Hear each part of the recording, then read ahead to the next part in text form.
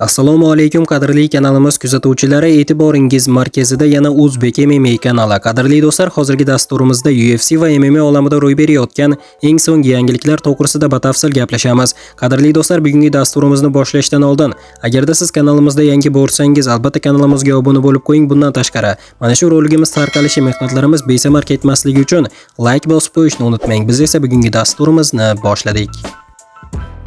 Shavkat Rahmonov jamoasida uning keyingi faoliyati bilan bog'liq vaziyatga oydinlik kiritildi. Qozog'istonlik aralash yakka kurash ustasi 2024-yilning dekabridan buyon jang o'tkazmay kelyapti. Rahmonov shu yil boshida tizzasidan o'tkazilgan navbatdagi operatsiyadan so'ng mashg'ulotlar jarayonini qayta boshlagan bo'lsa-da, muxlislar uning yaqin 6 oy ichida oktagonga qaytishiga umid qilmasligi kerak. Ayni paytda o'rta vazn toifasi vakili reabilitatsiya kursidan o'tmoqda va uning faoliyati yakunlanishi ehtimoli hali hamon saqlanib qolmoqda. Bu haqida uning menejeri Sayab Abdurahmonov Match TV'ga bergan intervyusida ma'lum qildi. Ayni paytda yarim o'rta vazn toifasi vakili reabilitatsiya kursidan o'tmoqda va uning faoliyatini yakunlanishi ehtimoli hali hamon saqlanib qolmoqda. Bu haqida uning menejeri Sayab Abdurahmonov Match TV'ga bergan intervyusida ma'lum qildi. Ayni paytda faoliyatini yakunlashni muhokama qilinmayapti, ammo bunday xatar har doim bor. Bu o'ta jarohatli sport turi bo'lib, katta resurslarni talab qiladi. Hozir qaytishga shoshilishdan ma'no yo'q. Reabilitatsiyadan to'g'ri o'tish, tiklanish kerak. Keyin rejalashtirish kerak. Hozircha uning bu yil yana chiqish qilishi uchun variantlar ko'rmayapman. Kelgusi yil bu haqiqatga yaqinroq bo'ladi deb aytib o'tgan Sayad Abdurahmonov. 31 yoshli Shavkat Rahmonov oxirgi marta oktagonga 2024-yil dekabr oyida chiqqan. O'shanda u da'vogarlik jangchi Yan Machado Garri hakamlarning yaqin qarori bilan mag'lub etganda, ammo aynan irlandiyalik bilan to'qnashuvda tizzasidan olgan jarohati tufayli chempionlik imkoniyatidan foydalana olmagan edi.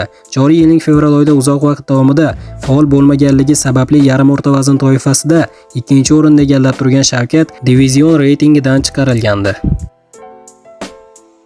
Bu paytda bo'lsa Conor McGregor Hollowayga qarshi jang uchun tayyorgarlik haqida gapirdi. Ikkita vazn toifasida UFC sobiq chempioni Conor McGregor 12-iyul kuni Max Hollowayga qarshi jang olib boradi.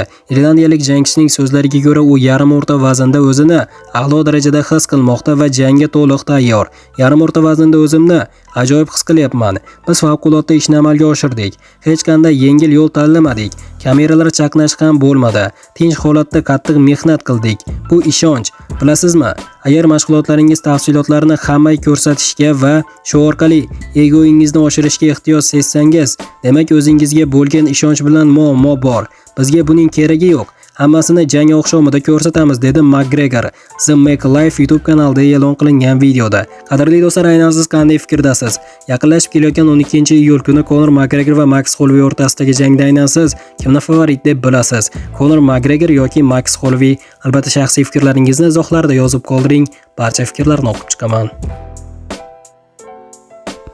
O'zbekistonlik aralash yakka kurash ustasi Nursulton Ro'ziboyev Instagram tarmog'idagi sahifasi orqali yangi jang bo'yicha kelishuvga erishganini ma'lum qildi.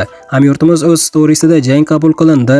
Raqib sana va manzilni yaqinda aytaman. Inshaalloh keyingi raqib top deya post yozib qoldirdi. Eslatib o'tamiz do'stlar, Nursulton Ro'ziboyev 27-iyun kuni Boku shahrida bo'lib o'tgan UFC Fight Night 280 turnirida rossiyalik Andrey Pulyayevga qarshi oktagonga chiqib, birinchi raunddayoq safmeshin evaziga zafar quchgandi.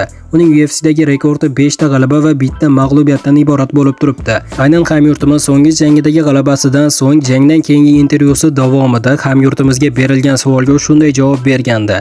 Men aynan Bakliga jang tugashi bilan mikrofon orqali unga vizov tashlamoqchi edim. Afsuski esimdan chiqibdi deya fikr bildirgandi. Qadrli do'stlar, aynan siz nima deb o'ylaysiz? Hamyurtimizning navbatdagi raqibi Hokim Bakli bo'lishi mumkinmi? Aynan siz qanday fikrdasiz? Nima bo'lganda ham hamyurtimiz bu safargi jangida ham g'alaba qozonadigan bo'lsa, top 15 ga kirish imkoni bo'ladi. Albatta do'stlar, nima bo'lganda ham hamyurtimiz o'zbekistonlik UFC jangchisi Nursulton Ro'ziboyevga omad tilagan holda kommentariyaga tushib, "Olg'a O'zbekiston, olg'a Nursulton Ro'ziboyev" deb yozib qo'yishni unutmang do'stlar.